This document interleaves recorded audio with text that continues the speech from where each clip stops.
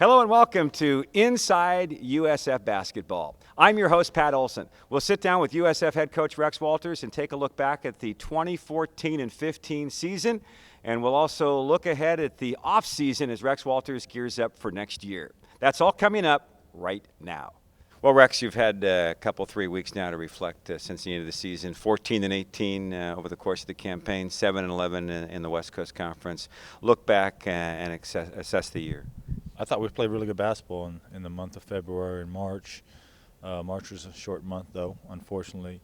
We had a lot of guys grow up, in that way it was really good. I guess I'll start with the point guard. Devin really grew up over the course of the year. A lot was thrust upon him. He is very talented. I think over the course of the year he just got better and better, became someone that was really fun to coach, especially towards the end of the season.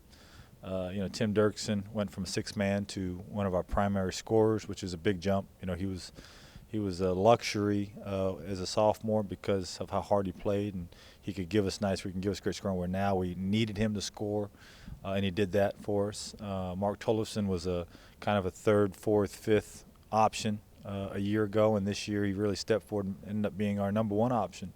So in that way, along with obviously Cruz had a good year. He was a marked man all year long, and had to deal with that. I thought Matt Glover gave us great effort throughout the whole course of the season. His nose for the basketball is as good as anyone we've ever had. I think he's one of our leading rebounders, leading assist guys. You don't see that very often. So it was a hard year in some ways, but also I thought we grew and we learned a lot, and I thought we really did. We came together towards the latter part of the season, started playing some really good basketball. You mentioned the latter part of the season. The team did play, very well down the stretch. And you mentioned in one of the, post-game news conferences at the tournament, gee, I'm disappointed to have the year in because our guys are really coming around. It's almost like you wanted, 4 or 5 more games. How tough was it to have the season come to an end based on the way the team was playing? Yeah, it's tough because, you look back at the season and knowing that we weren't as good a team in the early part of the season as opposed to the later part, and then you look back and you say, okay, 3 possessions here, 1 possession here, maybe 3 times 1 possession games, and at about 16 possessions. 16 possessions, we become a 20-win team. It was that small of a margin, but also that small of just getting over the hump. And then once again, you're talking about postseason, you're talking about possible NIT, maybe you're playing Gonzaga in the semis or the finals. All those little things add up, and I hope that our team learns from that. Learns that when I'm on you about practice and all the little things, well, those little things really, really add up. It wasn't one big thing. You could say, well, we had a freshman point guard, or yes, we lost our leading scorer from the year before, or this, that, and the other. No, it was a lot of little things that I'm always constantly preaching: stance, talk, jump to the ball, play personnel, box out, rebound, hit the open man, hard cut, set screens, shoot the ball aggressively. I feel like I'm in practice right now. Yeah, I mean, but you add all those little things up. The little things truly are everything. It's not the big thing. It's the little things, and it cost us, because I thought, in February, March, we were a good team, but those things obviously in January, in November, in December, in January, those things hurt us, in February, March because of our record, because of those,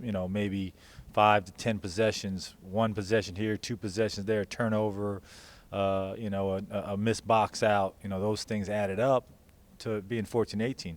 I thought we were a pretty good team, though, at the end of the season. You touched on Devin Watson again, the freshman point guard. He really came on. We saw him kind of grow up this season. I think of the game at Portland where he really took over the game at their place down the stretch. Expand on him a little bit and what you expect to see from him down the line.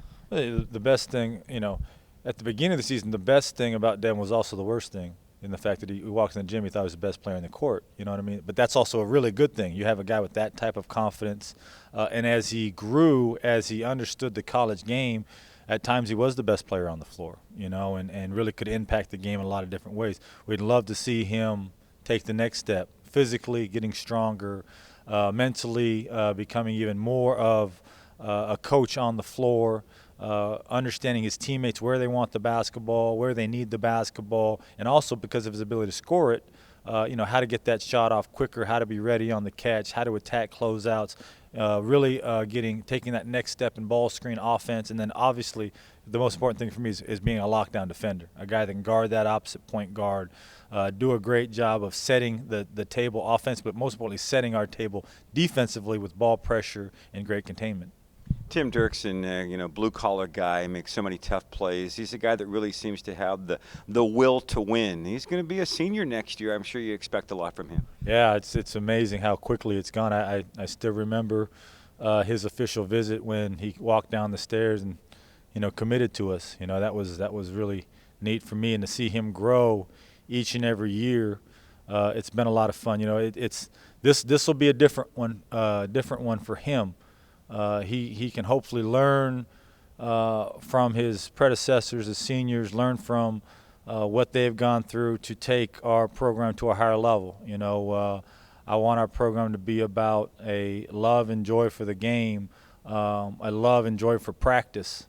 A lot of times really good teams have a love and joy for practice, and because they understand how that affects the game. Being able to play through physical contact, play through good calls, bad calls.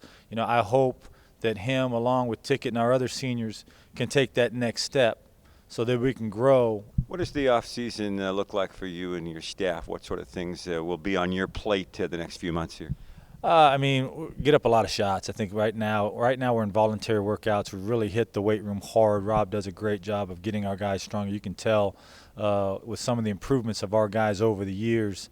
So that's a big part. And then we'll get to even more. It'll go from voluntary to non-voluntary workouts but we really want to work on player development.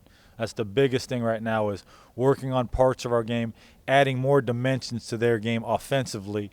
And then as we get to the summer and we get to the fall, we really focus in on the defensive side. But right now we want our guys to get in the gym, work on their ball handling, work on their shooting, become a more efficient, a more explosive, a more dynamic athlete and basketball players. You can score the ball in different ways. So me as a coach now, there's more ways that I can put them in position to be successful. As you're out on the recruiting trail, are you looking at specific positions to fill, or do you think more about, this guy's a really good athlete, we got to figure out a way to get him on our team? I've been really happy so far with the people we've been involved with the guard spot. I think guards are so important in the college game. We do need some size. We do. We're going to need some help. Ticket. Mark. We lose, a really good one in Cruz Pinkins. He's someone that we're really going to miss. But we also lose two of our better rebounders in Cruz and Matt Glover. So that's a big part. No rebounds, no rings. You've got to rebound the basketball. You've got to have some post presence down there. We're also looking for post players.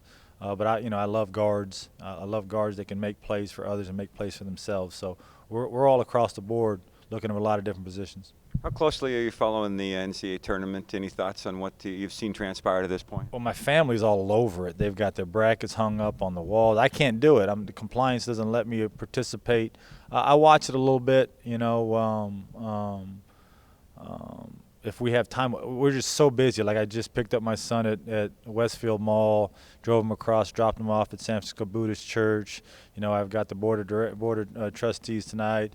We've got all kinds of tournaments. We've got my daughters in the state gymnastics tournament this weekend. My other two sons got basketball. My daughter's getting ready to go away from college. Right now it's hard to sit in front of a television. I'm spending a lot of time focusing on what we need to do better as a program, what I need to do better as a coach, what we need to get our players to do for us to take a step. We've been to the postseason 3 out of the last 5 years. That's not good enough for us. We want more than that. We want to truly compete for a conference championship, and those are big aspirations, big goals. But right now it's still about reflection in a lot of ways about, okay, what do I got to do to get better as a basketball coach? What do I got to get my staff, and what does our staff have to do? What does our program have to do to continue to grow and build as we recruit good basketball players, but also the most important recruits are our current players. How are we going to get them better?